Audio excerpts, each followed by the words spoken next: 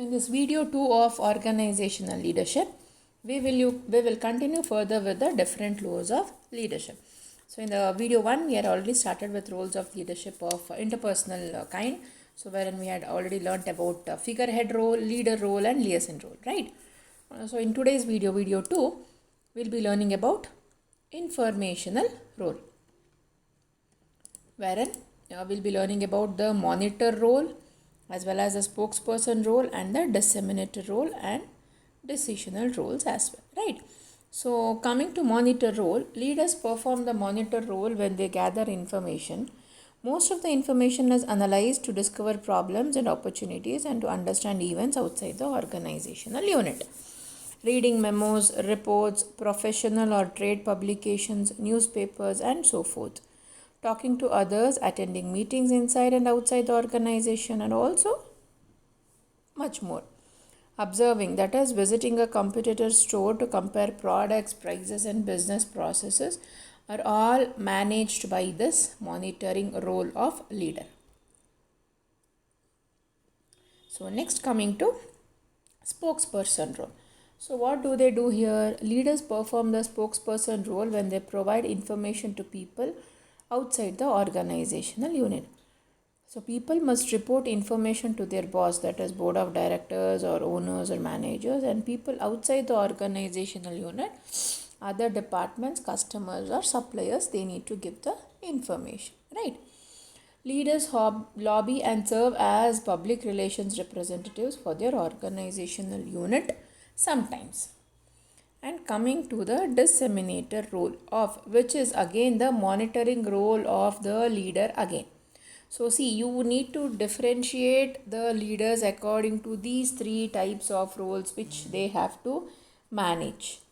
So coming to disseminator role, leaders perform the disseminator role when they send information to others in the organizational unit. They try to disseminate, that is, put across the information towards others. Managers have access to information that is not available to employees. Yes, because all the information cannot be made available to employees, right? So some of the information that comes from higher level of management, it must be passed on to employees either in its original form or a paraphrase. That is, you need to cut down the information which is not supposed to be reached to the employees. So at this point of time, what does the leaders do? They try to cut down the information which is not required for the employees. They just try to concentrate on the information which the employees just need to know, right?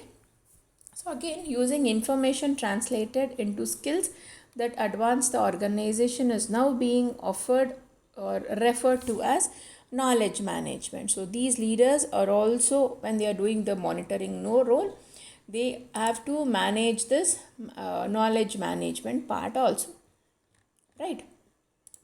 So coming to decisional roles. So the decisional roles comprises of entrepreneur, disturbance handler, resource allocator and negotiator. So what do you mean by this? Entrepreneur is someone who starts the business on its own. Intrapreneur is who starts or expands the business when staying inside the organization. So he does something for the organization wherein the risks are borne by the organization itself, right? So that is the difference between entrepreneur and intrapreneur. And coming to disturbance handler, any issues or concern regarding the organization, smooth process flow and all, the decisional roles of the leader, it will come into picture. And then again, a resource allocator. Yes, again the leader, he has to make sure that the resources are allocated properly. That is, he is giving proper job role or job condition to the employees who deserve that, right? And negotiator. Yes, of course, with clients and customers, he should be a good negotiator when he's getting new projects or new client services, right? So that is what they are supposed to do. So these are the different roles of the leader who has to work effectively in order to improve his organization's performance. Coming to the components of leadership. See, leadership is a process whereby an individual influences a group of individuals to achieve a common goal. So we can also say that leadership is a process. Yes, it means that it is not a trait or characteristic that resides in the leader, but rather a transactional event that occurs between the leader and the followers. Process implies that a leader affects and is affected by followers. So, leadership involves influence also. It is concerned with how the leader affects followers and the communication that occurs between leaders and followers. Without influence, leadership does not exist. Yes, very much true. And we can also say that leadership occurs in groups. Groups are the context in which leadership takes place. Leadership involves influencing a group of individuals who have a common purpose. This can be a small task group, a community group, or a large group encompassing an entire or leadership includes attention to common goals. So, what do you mean by this? Leaders direct their energies toward individuals who are trying to achieve something together. By common, we mean that leaders and followers have a mutual purpose. Attention to common goals gives leadership an ethical overtone because it stresses the need for leaders to work with followers to achieve selected goals. And then coming to the components, first basic thing is honesty and integrity. So, what do you mean by that? Honesty and integrity. You need to be honest with your employees. Yes, you need to be. And then you need to have integrity in the sense you need to make sure the employees are working as a team, communicating as a team, and working as a team so that they'll have that integrity within themselves, right? They are working for the organization, it seems like.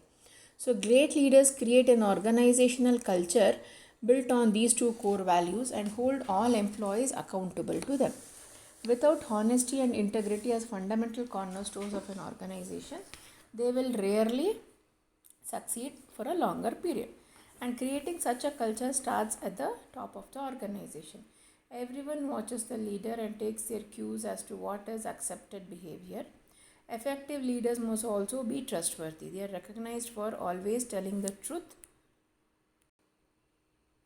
for practicing the highest standards of ethical conduct. Subordinates believe them and do not feel that their leader has hidden agendas. Good leaders readily admit their mistakes. Yes, that is true. So, the next one being outstanding self awareness. So, what do you mean by self awareness? How well the leader understands himself, right? A leader must understand their own strengths and weaknesses. All of us have faults and instinctive behaviors that produce unintended results and or consequences. It is critical for a leader to really know themselves, admit their shortcomings, and ask for their help in addressing them. This demonstrates humility and humanizes the leader. No one is perfect, and if a leader acts as though that they are, they will lose credibility and trust also. In the worst case, they will be seen as arrogant and intimidating leaders. Effective leaders practice servant style leadership, that is, trusting subordinates to do their jobs and providing them with the necessary resources and guidance that allows them to do their jobs successfully and efficiently. Great leaders seek and welcome feedback and dissenting opinions.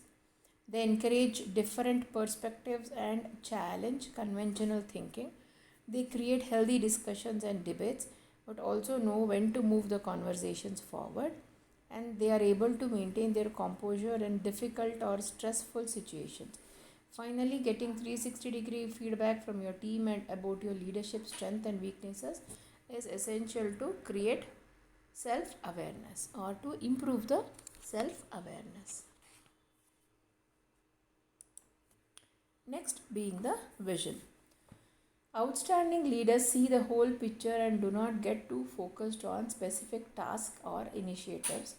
They have deep knowledge of related industries or organizations and are seen as strategic thinkers. They often have strong networks and consistently identify important trends early in their life cycle.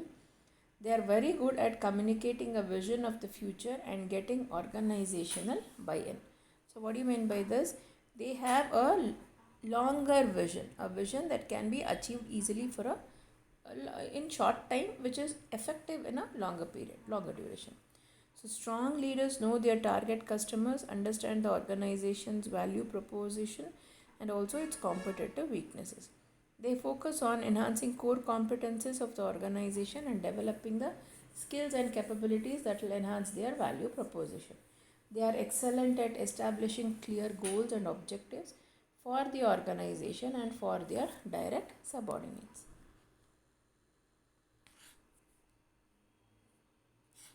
Next, being the fourth point, being the courage. So, what do you mean by that?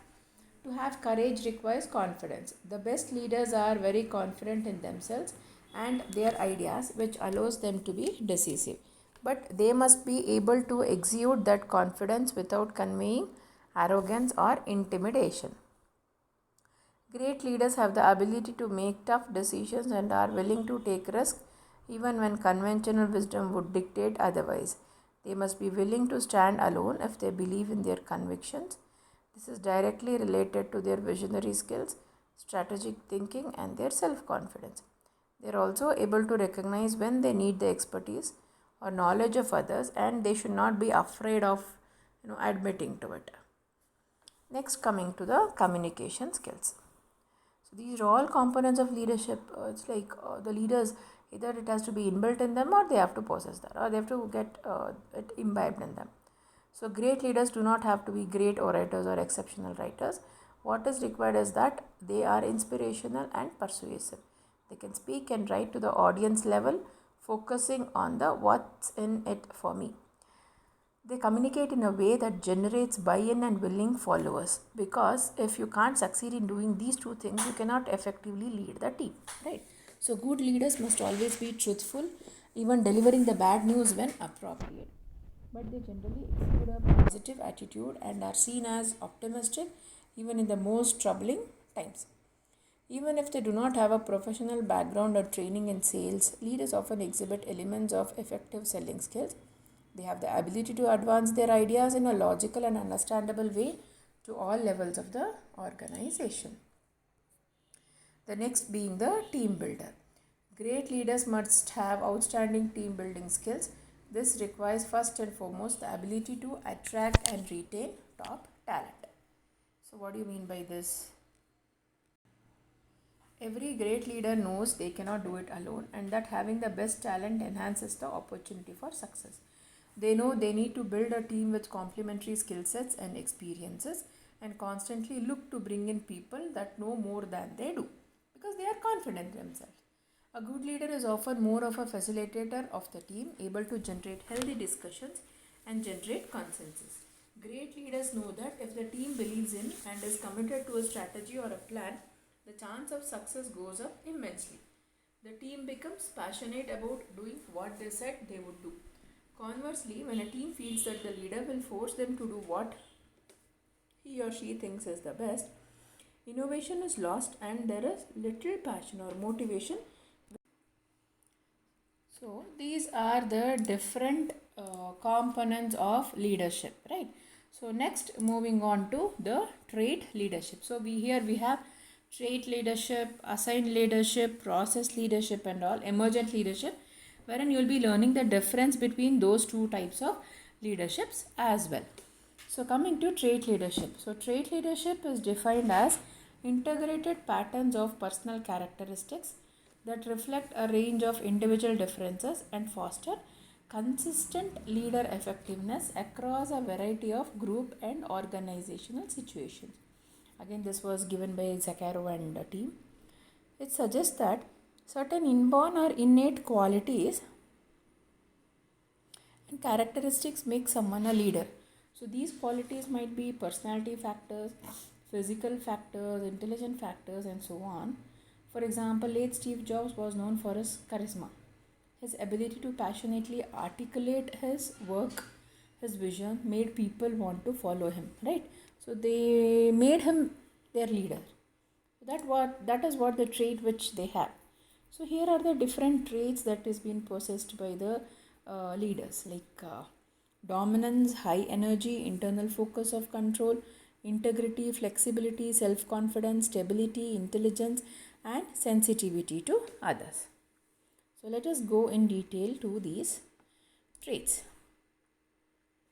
Coming to dominance. So what do you mean by dominance? Dominance is one of the major traits of leadership. Successful leaders want to be managers and to take charge of the team. However, they are not overly bossy, nor do they use a bullying style. So, individuals as leaders not wanting to be leader, chances are he or she will not be an effective manager. Thus, the dominance trait affects all the other traits related to effective leaders.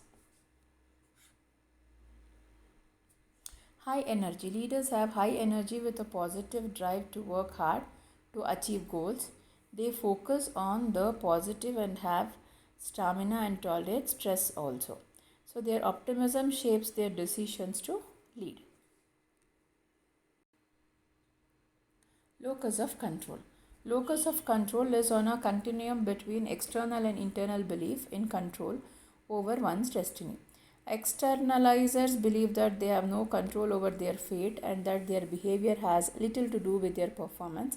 They generally have lower levels of performance. Internalizers. Internalizers believe that they control their fate and that their behavior directly affects their performance. Leaders take responsibility for who they are, for their behavior and performance, and for the performance of their organizational unit. So, internalizers tend to be future oriented, setting objectives and developing plans to accomplish them. They are usually self confident and learn from their mistakes rather than blaming others or just blaming their luck for them, right? So, next, coming to the integrity. Integrity refers to the behavior that is honest and ethical, making a person trustworthy. Integrity is the opposite of seeking self interest at the expense of others. That is, it's about being honest, no lying, cheating, or stealing. Integrity is essential to running a successful business.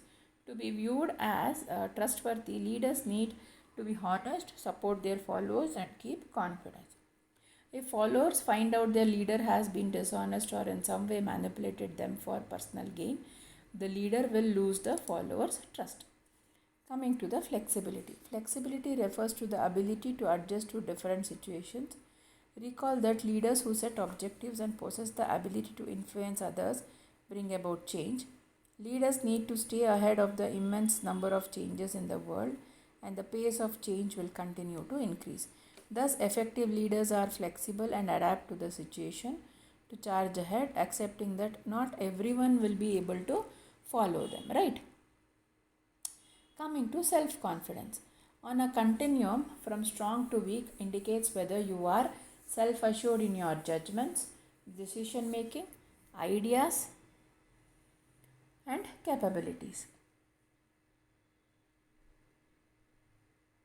So, here what happens is leaders display self assurance about their abilities and foster confidence among followers. So, self confidence influences individual goals, efforts, and task persistence. People who are dependable often have high self confidence based on getting the job done, while people who have poor self confidence can be emotionally unstable. Coming to the stability. So, stability is associated with managerial effectiveness and advancement. Being too emotional can cause problems also. So, stable leaders are emotionally in control of themselves. They don't let their anger have negative outcomes. We also need to figure out what's going on with our feelings and then limit the impact. It has also been shown that effective leaders have a good understanding of their own strengths and weaknesses, and they are oriented towards self improvement rather than being defensive. This relates to effective leaders knowing when to lead and when to follow. They compensate for weaknesses by letting others with the strength lead in those areas. Coming to the emotional intelligence. So, what do you mean by this? Emotional intelligence, again, so this contains four components: self awareness, social awareness, self management, and relationship management. And after this, we have sensitivity. So, sensitivity to others refers to let me go to the slide. Yeah, it refers to understanding group members as individuals, what their positions on issues are, and how best to communicate with and influencing them. So it's like to be sensitive to others requires emotional intelligence. Yes. So lack of sensitivity is part of the reason for executive derailment. Sensitivity is critical and crucial when playing the negotiator leadership role. So again we are left with this emotional intelligence, which will be covered in the next video, that is video 3. So video 1, 2 and 3 will be finishing up with this first module. Thank you.